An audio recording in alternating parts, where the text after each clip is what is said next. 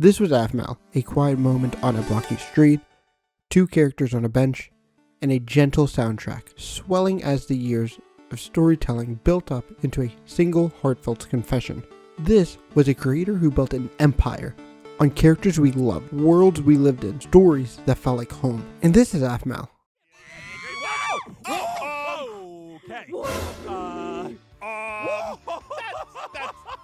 I didn't think this would happen. I'm gonna take out your lemonade stand. Wait, do to me. No, not the lemonade stand. I've spent all day building Time to destroy other things. How did a creator who was known for immersive storytelling become just another voice in the algorithm's noise? And more importantly, is she finally ready to reclaim her own crown? This isn't just a YouTuber changing their content. It's the return to a more genuine YouTube. It's about the creator who defined an era of long-form narrative, then mastered the algorithm designed to kill it, and now is finally leading the charge to bring it back.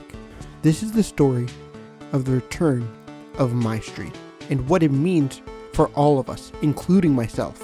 To really understand the significance of Aphmau's return, you have to understand what she's built. Jessica Rivera's channel launched on August 13th, 2012, and wasn't an overnight success. It was a slow burn built on early Let's Plays and roleplay experiments. But on November 23rd in 2015, everything changed when a new series premiered. It was called MyStreet. On the surface, it was a simple slice of life series about a group of friends who moved all to the same street. It was funny, charming, and initially super relatable. We met characters like Caitlin, Kawaii-chan, later to be known as Nana, Gareth, Lawrence, and of course, the quiet and mysterious quote-unquote boy next door, Aaron. The early episodes felt like a goofy sitcom centered around neighborhood squabbles, holiday parties, and simple drama of figuring out who you are, kind of like Friends, The Office, and How I Met Your Mother. But under that simple surface, Aphmau was weaving something much more complex. She was building what fans would come to call the Aphmau Cinematic Universe, or the ACU for short.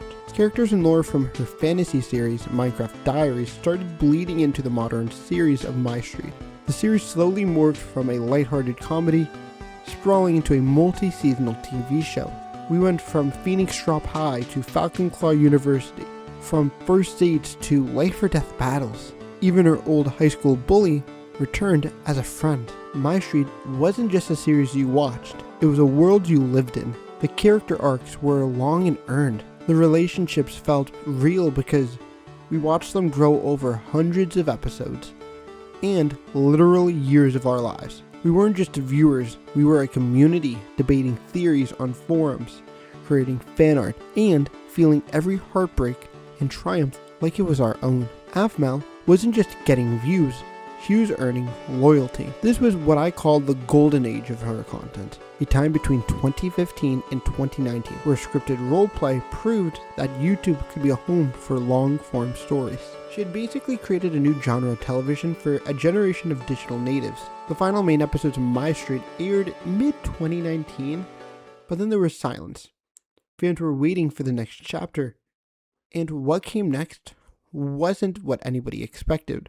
What was going to happen to Aphmau and Aaron? Was Aaron going to stay blind forever? Why does he remember Shu and not Aphmau, even though they're one and the same person? Will Aphmau ever develop a relationship with her father? Was Aphmau always supposed to be a werewolf? All these questions just went unanswered. Everything changed around 2020 though. The whole internet started to shake. Because of COVID, we were all locked indoors, and the rise of social media became very apparent. TikTok started to become a big thing, and its hyper-addictive, short-form video content sent shockwaves everywhere. By 2022, YouTube was reporting that its own competitor was getting over 50 billion views a day. The algorithm, a once complex system that rewarded different things, started to single-mindedly chase one metric above all else: immediate high impact retention. Long-form creators had a choice: adapt or become invisible. And Aphmau, always a savvy creator, adapted with ruthless efficiency. The nuanced, slow-burn storytelling that defined her channel was put on a shelf. In its place came a new style of content, a type of content that was engineered with the precision to target this new era. Titles got louder, thumbnails got more exaggerated, and we entered an age of Minecraft butt videos, like Minecraft but I'm pregnant. Aphmau is pregnant with the alpha twins in Minecraft. Minecraft but I'm a baby. For younger fans, it drew them in, but it didn't give any sense of loyalty. For us older fans like myself, it just made me gag. Minecraft but I'm a baby? Like, what? Come on, we can do better than that. The change was jarring, to say the least. The careful scripting of MyStreet was replaced with chaotic, high-energy challenges. The voice acting wasn't new, but it became significantly more exaggerated, and it happened much more often. The pacing was frantic. The constant barrage of quick cuts and sound effects designed to hold attention of the swipe-addicted audience was off-putting. This wasn't content to be savored, it was content to be clipped. But with every moment being a potential for a viral success for TikTok, fans were even calling it clip farming. The content went from being slow burning to more of a clip farming style content. Even then, Minecraft YouTubers weren't the only ones. By every metric, it was a massive success. While older fans on Reddit and Twitter mourned of the loss of the real Aphmau, the view counts skyrocketed. Videos that once got 1 to 5 million views were now hitting 10 to 20. This wasn't a creative failure, it was calculated and brilliant from a business standpoint. In a video discussing the shift, Jason Brovera, Aphmau's husband and creative partner, said plainly that roleplays were paused because they weren't profitable, explaining that a single playthrough of a game of Raft made more money than the entirety of the MyStreet 6th season. All jokes aside, this season was incredibly difficult for us. By this point, roleplay content on YouTube was taking a nosedive. FCU just came out, it was a 30-episode series, and it lost money for us. We knew we had to aim for the fences for the next season of MyStreet, and, with the first 3 episodes, I thought we did a good job, but everything takes its toll. The production requirements were just too large, and all of us working on the series, we weren't professionals, we were just friends. And it all came to a head, funny enough, when we recorded our first episode of Raft. That random one-off game that, lasted for a couple months? Yeah, that one. That one series, that one game, it did better for us than all of MyStreet Season 6 did. I know what you're gonna say, and Jess and I both agree. The roleplay content, MyStreet, MID, all of these series, those are videos you're not gonna see anywhere else. It's gonna give you an experience you can't see or feel anywhere else. It's our creativity, it's our passion. And that's where we came to the crossroad. We had to record this other content to pay for MyStreet, and we had to delay the production schedule because of it. I'm not gonna get into the weeds about everything that happened, but I lost a lot of friends because of it. And looking back, I could have made better choices. I think we all could have. But I was the manager, and this was my failure. And I'm sorry. She had followed YouTube's algorithms incentives perfectly. Across Minecraft YouTube, creators were making that same pivot. The era of quiet narrative Let's Plays was over. They were replaced by loud, chaotic, and infinitively more shareable style. Aphmau hadn't just joined a trend, securing her channel's financial future and relevance with a new, younger audience that had never even heard of MyStreet. But for the millions that grew up on MyStreet, a painful question lingered. Was the storyteller we loved gone for good? For 5 years, that question went unanswered. The channel thrived, the views kept coming in, and any hope for a return of a more narrative storytelling style faded into a nostalgic memory. Fans who once theorized the future of the ACU now just reminisced about the past, convinced that it was unlikely as it was financially impossible. But then VidCon 2024 happened. Aphmau announced roughly 45 minutes into her panel that MyStreet is coming back. She slowly started to release content on a second channel called Aphmau Diaries, trailers for the new MyStreet series, Top 10 Moments, and finishing her old roleplay series. But that wasn't all. On March 11th, 2025, a new video appeared on her main channel, a video titled My World. It was the 10-year anniversary of Minecraft Diaries. The thumbnail wasn't a giant baby or a shocking transformation. It was Aphmau in one of her old skins. This video was a whirlwind of nostalgia a love letter to the series that had started everything, bringing back Gareth, Lawrence, Zane, and Caitlin, and hitting all the emotional heartbeats that had been missing for so long. For the first time in years, it felt like a homecoming. I'll admit it wasn't paced exactly like the old series. It still followed Aphmau's newer, faster style, but it blended that with the slow-paced storytelling that we loved. This wasn't just a one-off either. The video had a massive success, flooding comments from long-time fans, with expressing shock and gratitude. Then, VidCon 2025 happened. MyStreet is coming back. But it wasn't just a simple revival. The final story was ambitious. Initially, it was just going to be one final season, but later on, it was split into two.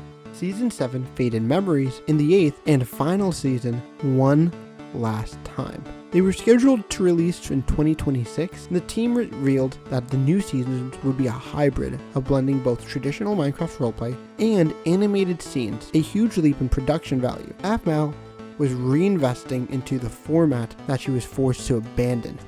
The timing of this is crucial. I think Aphmau noticed something important online. A lot of people, including myself, are getting tired of the YouTube Shorts and TikTok styled pacing of videos. These videos just don't inspire the same loyalty to a fan base as the previous videos of the past have. Aphmau's pivots is one of the biggest signs of this yet. She's not just bringing back a beloved series, she's making a bet that the audience that she built over a decade ago is still there, waiting that the new viewers raised on the chaotic content are ready for something more, that the pendulum of YouTube is swinging back from the algorithm of chasing trends and chasing clips is going to go back to a more genuine, creator-driven storytelling. The first new story-driven series that's testing these waters was Mermaid Tales, which premiered in August of 2025, nearly 8 years after the first season concluded.